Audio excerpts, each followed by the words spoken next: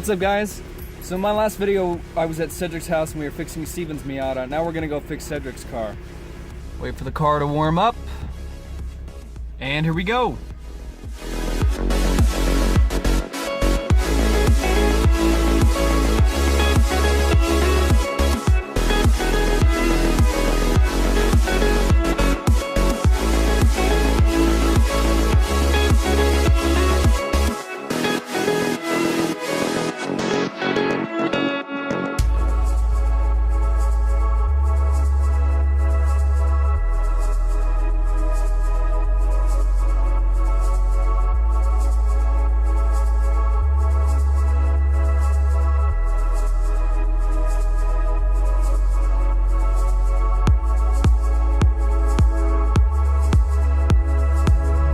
I see another Miata. When you show up to the party and there's nobody here. Hey, there they are.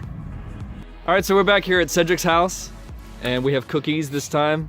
So hopefully that'll fix the car. Yeah, just shove cookies into the engine. It'll work, guys. It'll make it smell better when it runs. And we're here with my buddy Dylan too.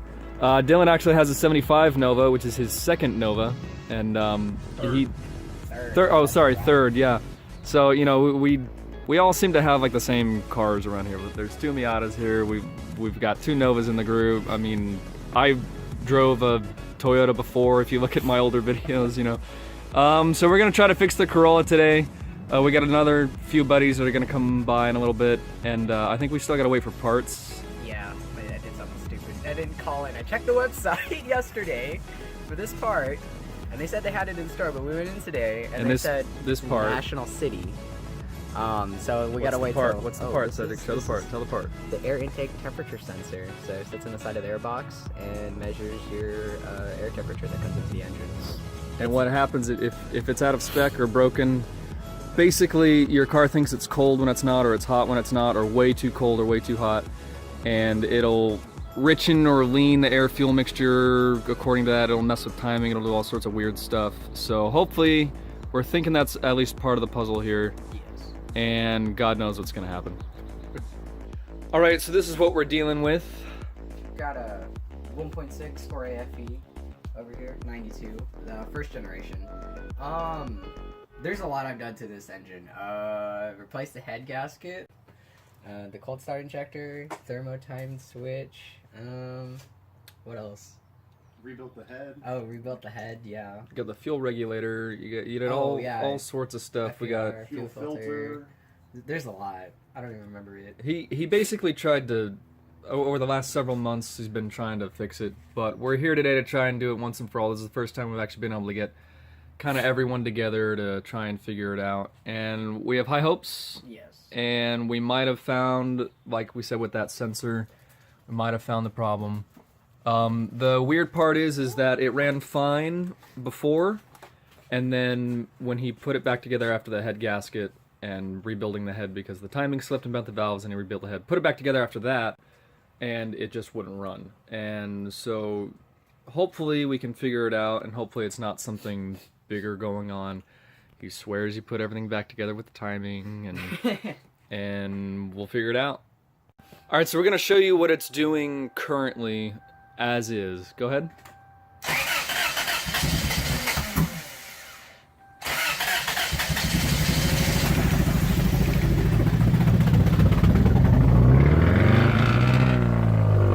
He took the muffler off.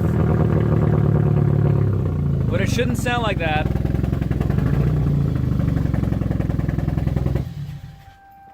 And how are you able to keep it idling at all right now?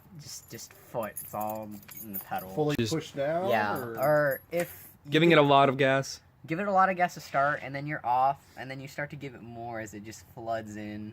It just starts So you're to trying to and you can account for air for all that fuel that's going in there. And we can smell it here too. It smells really rich, and he was saying he could even hear exhaust, or the fuel in the exhaust bubbling around. Yeah, if you leave it running long enough, you can hear oil or gas just boiling in the cat, and you're like, So either way, we've got an issue with air-fuel ratio. We have spark. You know, we already checked the timing, right? You guys checked the timing a while ago.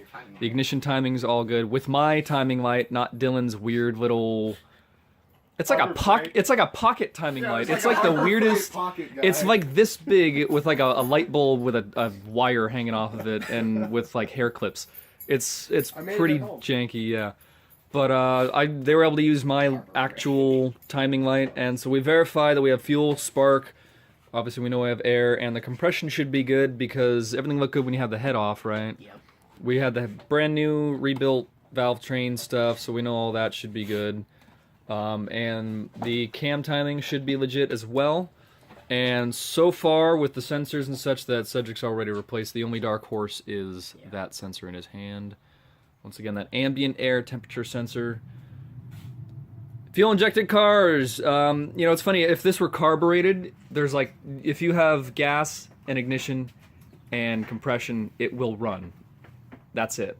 This car has fuel, air, and compression. Or sorry, it's got ignition, fuel, and compression, and it won't run properly. That's the thing, even with a real basic EFI system like this, there's still about 13 or 15 different sensors, and modern cars have 2 to 3 times that, depending on how new it is and what kind of design it has. So, you know, me and Dylan's Novas are both carbureted. It has a distributor and a carburetor, and as long as you got fuel pressure and your coil is good, it's gonna run. You know, you can mess with it. It might idle weird, it might have bad throttle response, but it will run, it'll get you down the road. This is an example of just how sensitive fuel-injected cars can be sometimes, even if it's a real simple system like this.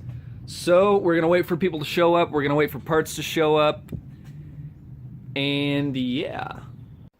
Alright, so since we have a couple hours to wait, we're going to play Assetto Corsa, because every single other YouTube vlogger seems to be doing that too when they're not working on cars. Cedric doesn't get to play though, because he skipped class today to fix his car. Yeah, so get up. Yeah, let Dylan's turn. Let me learn how to drift.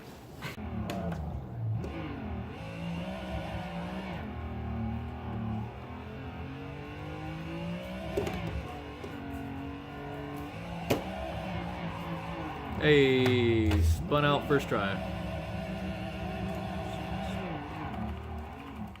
What's up? You're getting closer. Show that limiter who's boss. Oh, it's a BMW. All the power's made at the top.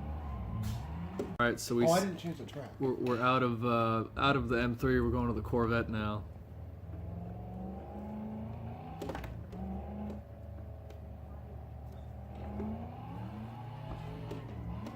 Oh, you didn't spin out. You just hit the hill. We're at the skid pan. We're just roasting him.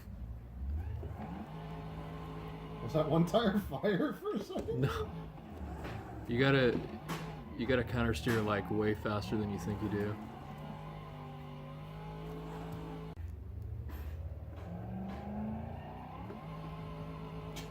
You should have already counter steered him. This is what happens when you get muscle car drivers in a video game. He's doing a brake stand against the guardrail. Does this thing not have an LSD? Look at that. It's only warming up one tire, burning one. Maybe it's the wind? I don't know. No. Like 92C, 80C, and only one set of smoke. Oh, flying Corvette, what? Alright, so we're still waiting on Cedric's parts. We're here with Julie's Miata that she just bought. And we got a bit of a problem. We got a misfire on cylinder number 4. I think we might have isolated it to the injector. It could be clogged or it could just be a bad injector. We're still trying to figure that out. This car's pretty sweet though. It's loaded just like Steven's actually. Leather interior, limited slip, all that. We're just figuring out a couple issues. It's got some suspension. It's got some sweet old school Koenig wheels. And besides the misfire, Julie, are you happy? It's much nicer than the one that she had at first, which is from a guy that we know. He was selling it and she needed a car and she liked it and she picked it up, but this one is better and nicer.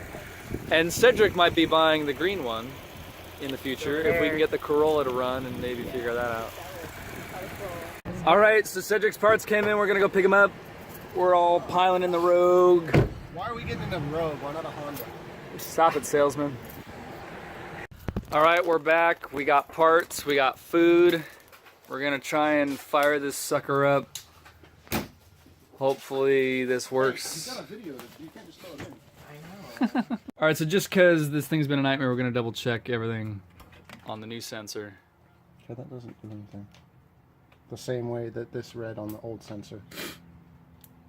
Well, I stuck it in like boiler. You gotta put it.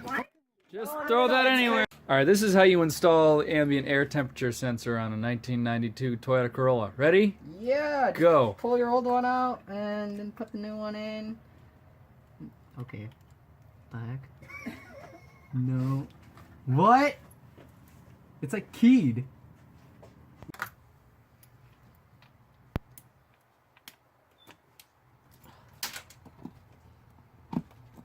That's it.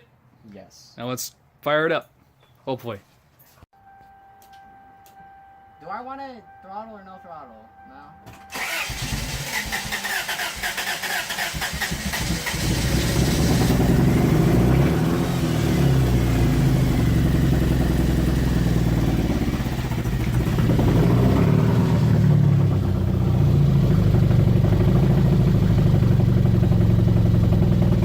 Any better?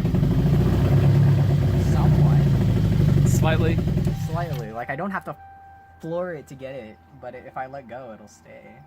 Alrighty. So closer. We're getting closer. All right. So we were able to pull the code from the old school OBD1 diagnostic port.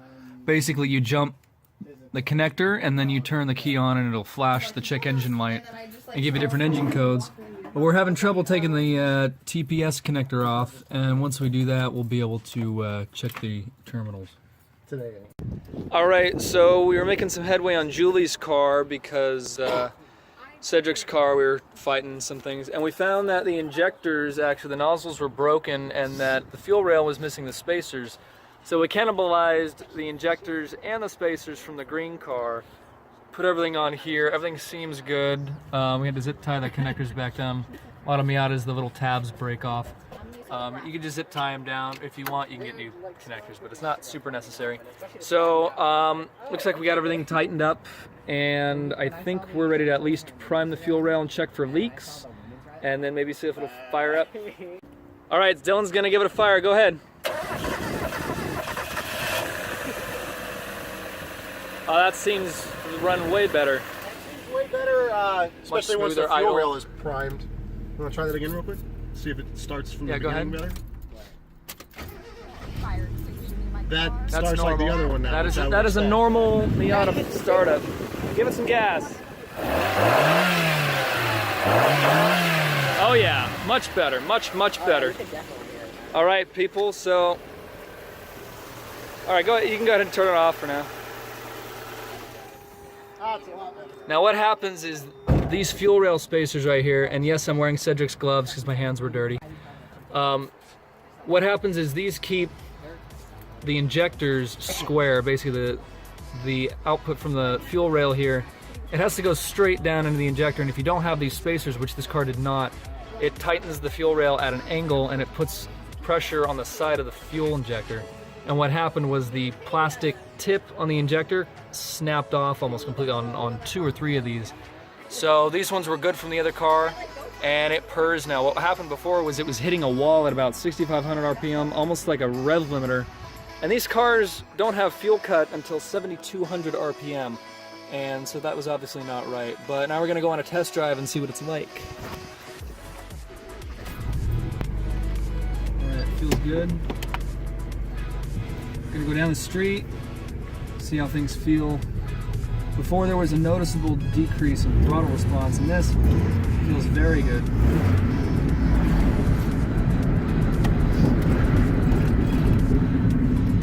This car actually does have aftermarket shocks, always with, gotta have the pop-ups. All the way to 72. There we go. Much better.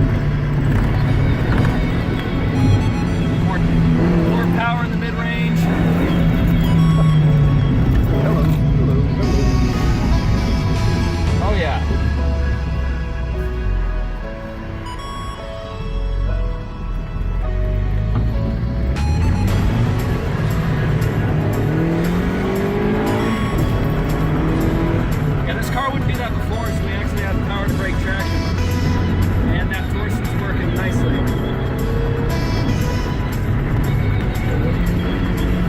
right, so that was a good fix.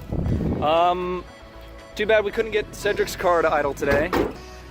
But that was a big deal too, because Juli just got this car, and when it wasn't running 100%, she was pretty disappointed. But that was a big problem that we're able to fix.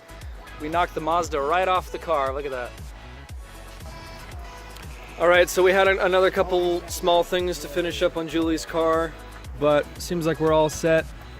Like I said, Cedric's car is not quite running yet, but we made a lot of progress to figure out what was wrong with Juli's car.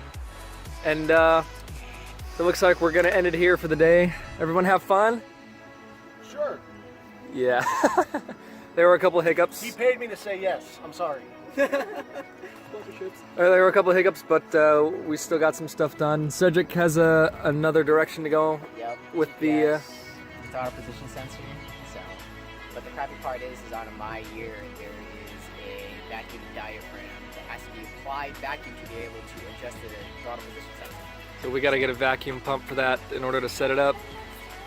Yeah. But we made progress. We got a line of Miatas going up the street here. Yeah, you gotta get a view of that. And me and Dylan might be buying the same car next. Oh, by the way, But it's not an Infinity. And yes, I changed my mind again. But you'll have I'm to gonna tune in change my next mind time to 6 figure out times. what that is. I'll see you guys later.